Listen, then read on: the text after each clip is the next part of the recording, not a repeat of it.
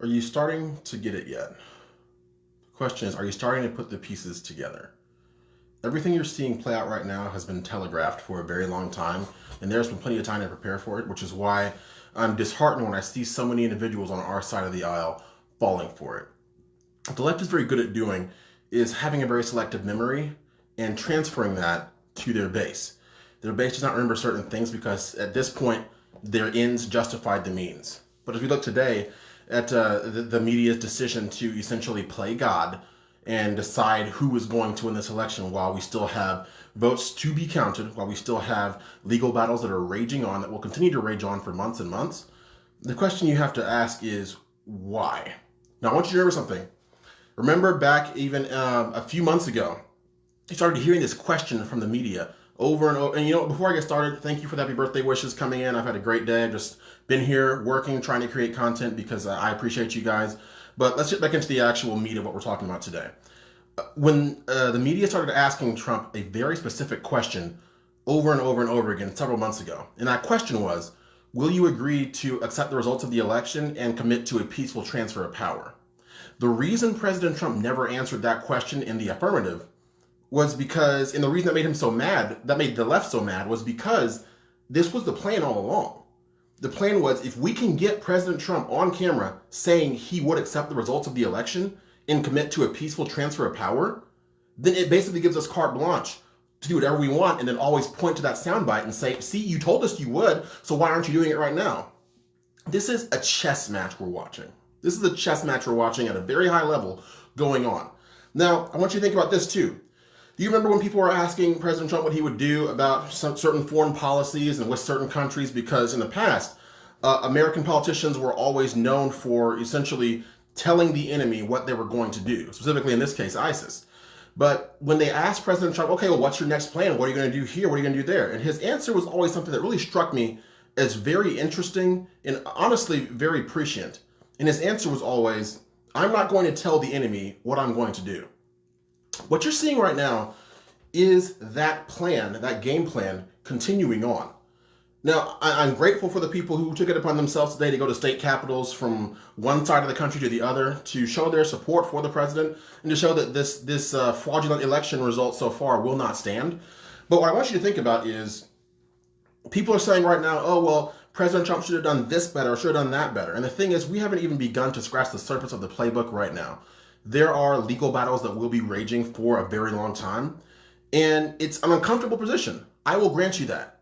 But what I don't like seeing is when there's conservatives right now who are already saying, we should just concede defeat. We should just, pack it up and try again in 4 years. Because that is the same thing they were trying to trap President Trump with months and months ago.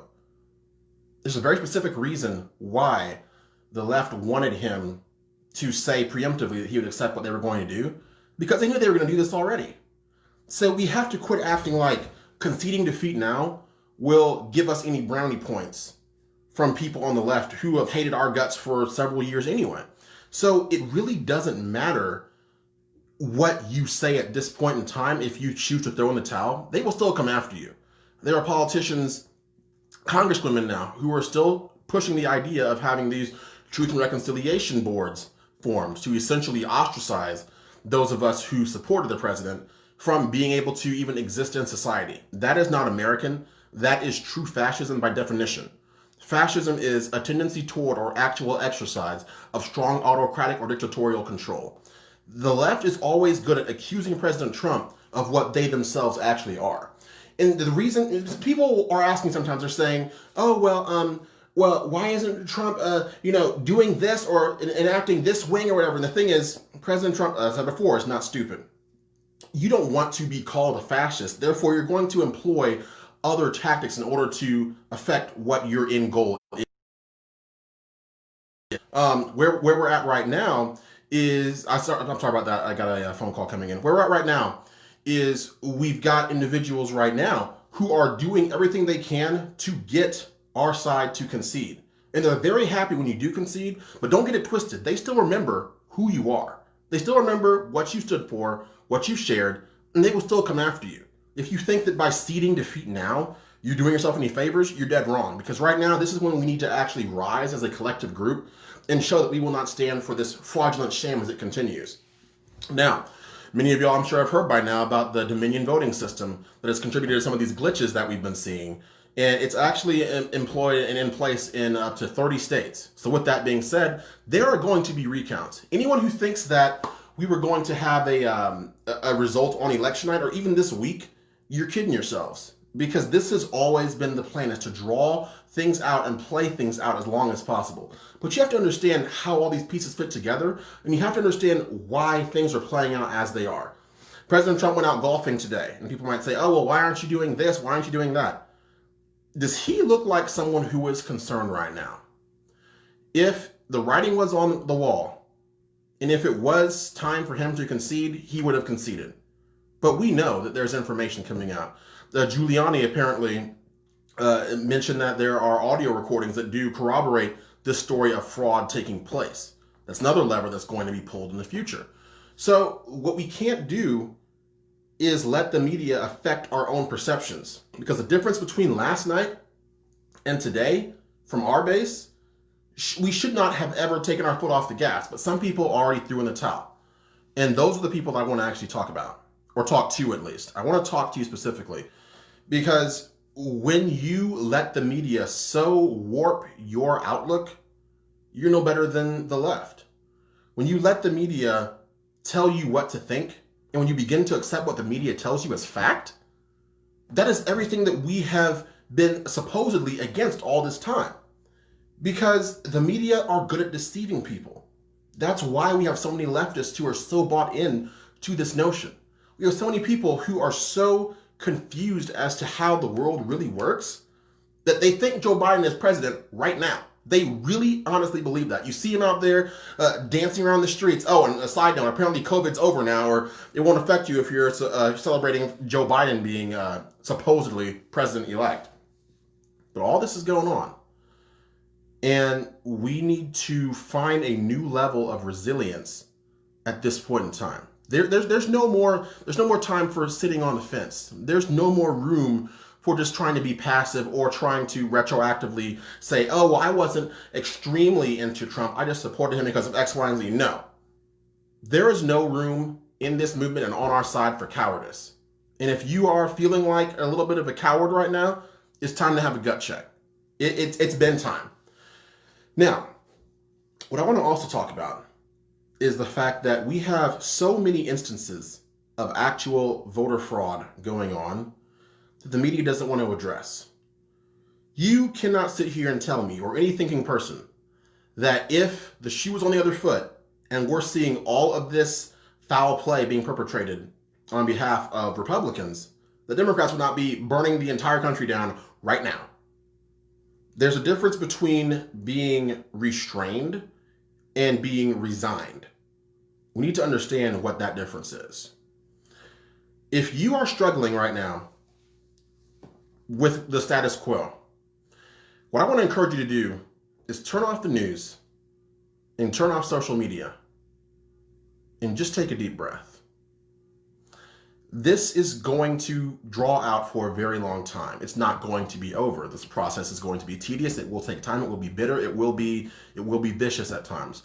But the precedent has already been set. There's Thomas Dewey actually preemptively claimed victory over Harry Truman in 1948. And there's an infamous photo. If you look up the actual picture, type in Thomas Dewey on whatever search engine you use, and you'll see a picture of him holding up a newspaper that says Dewey beats Truman, essentially. Dewey defeats Truman. And it came to pass that was actually not the case. And even more recently, in 2000, there was an incredibly protracted scandal that took place involving Al Gore and George W. Bush. Because at the time, the media companies had did what they're doing right now. They said, oh, Al Gore won. Yep, he won. And then when the recount started to happen, guess who came out on top? This is not something. The problem is, right now, is everyone has become conditioned to getting an answer as soon as possible. And our impatience has become so manifested that whenever patience is required, we simply can't tolerate that because that to us is uncomfortable. But it is okay to wait and watch what happens. It is okay to not have an answer right now today. People are saying, oh, what's going to happen next? What's going to happen next? First of all, if you have any faith in the fighting spirit of our current president, then you know that the fight's not over yet. Conceding does nothing. Conceding tells someone, oh, well, I know the other side cheated, but I'm just going to concede and let them get away with it. And then for those Republicans out there who are saying, well, if we just concede now graciously and move on with life, we can try again next time. Do you really think that the party who is responsible for all of this subterfuge right now is going to be the same party that's going to get into power and say, okay, well, we cheated, so maybe we should change the rules now to be fair again? That's not the way the world works, so I want you to pull those blinders off your eyes right now and understand what the deal is and the serious nature of the situation that we're in. They're not going to stop until there are consequences or until there's retribution from a legal standpoint. And that should be something we should all be in favor of. Because if we don't get it right this time, there will be no more election integrity, no more trust in the election, and essentially you're getting very dangerously close to a Democrat dictatorship. Another thing is they are still out there trying to steal absolute power by trying to chip away at Senate seats where we still have a majority. If we let that happen, I guarantee you there will not be a Republican who is able to rise to power ever again if these rules that the left are playing by are allowed to stand. So at this point, there's statistical improbability of the fact that they're finding so many ballots right now that are spelled out for only Joe Biden and nobody else. Just Biden, check that box, no other boxes checked, throw it in the machine and move on with life. That does not pass the smell test. And what's very encouraging to me now is there are people like Tariq Nasheed, and I've seen a few other people who do not like President Trump, who are very much in league with the left in many aspects, who are now sitting and tweeting and saying, you know what? Something's not right. If they're finding all these magical ballots days and days after the election, something's not right. And for anyone who's actually honest with themselves, I'm glad the light bulbs are still flickering, at least in a few people's heads, because it doesn't feel good when you have to cheat to win. And even on a subconscious level, many people do know that. But now we're at a point where we're going to have to fight this the way Republicans actually fight. Because the difference is, if this was going on right now and the roles were reversed, we would have multiple cities on fire right now, and you could take that to the bank. You know it. That is what the left is good at. They perfected the art of rioting. It's tantamount to being a toddler that throws a tantrum in a grocery store. They can't get the candy they want. They throw a fit. Everybody looks at the kid like the kid's crazy because the kid is crazy. And if the parent does nothing, what does that do? Think about that. If the parent does not correct that bad behavior, the behavior will persist. And honestly, the reason there's so many people who are with Antifa or BLM who act like the petulant, spoiled children that they are is because back then, when they were growing up, they never had the authority figure to say, stop it, enough is enough, or there will be consequences. The same concept applies right now. If we don't get it right this time, we won't get it right ever. I'm going to say that over and over again until the cows come home, because people are already saying that the sky is falling, and it's not. It's okay. If you turn off the TV for 10 minutes and go somewhere else, I promise you, it's going to be okay. You want to know how much news I watched today? I watched maybe an hour and a half of Newsmax. Then I got busy. Instead of sitting there as a captive audience for any media entity, I said, what can I do to help? The time to sit on the couch and moan and complain is over. It's been over. So instead of you investing your time and energy and resources in being so sucked in to the media machine, maybe channel that energy into something that you can do to actually help. Maybe say, okay, well, now what I'm going to do, I'm going to write a letter or send a text message to my representative and tell them I don't stand for this. Those are all proactive steps we should take. And if you're not willing to take those steps right now, you got to ask yourself, do you really love this country? At the end of the day, and this is not some sort of contest where you're comparing your spirit of Americana. What it is, though, is a very rude awakening. It's a time for you to reflect and say, if I want to preserve this country, What am I willing to do to defend it when it is under attack? Because we are under attack, people. The attacks will not stop. But if we don't see consequences come from this, if there's no punishment meted out as a result of this blatant attempted coup on this country, we'll never see another chance. The president of Mexico has refused to congratulate Joe Biden because he realizes what it feels like to have an election stolen away. That's why everybody in the world is not asleep. People are watching, and there's a divide forming right now, and people are going to say, oh, well, you should just move on to another. I've gotten comments saying, move on to another grift, move on to another deal. And the thing is, it's not a grift. I'm not getting paid. Supporting Trump is not something that keeps a roof over my head. And the fight rages on, especially right now. Because there are some individuals I know who rode Trump's coattails to get to their current station, and now they're doing nothing, and that should be very self-evident. But the ones you see who are still fighting, I don't care if it's on Twitter, Facebook, Instagram, YouTube, Parler, real life, those are the ones that we need to make sure are in our corner when the chips are down. Because they're the ones who are going to come out of that corner swinging and not cower and whimper in defeat. So I want to encourage you yet again. It's another live stream. This has been, 5 in a row now? 5 nights in a row? My backdrop stays up. I do what I can to make sure that I can continue to encourage people, because I see a lot of negativity out there right now, and the fight's not over. So be encouraged. It's going to be all right, but continue to pray. Continue to pray for the president and the first lady and all the staff involved.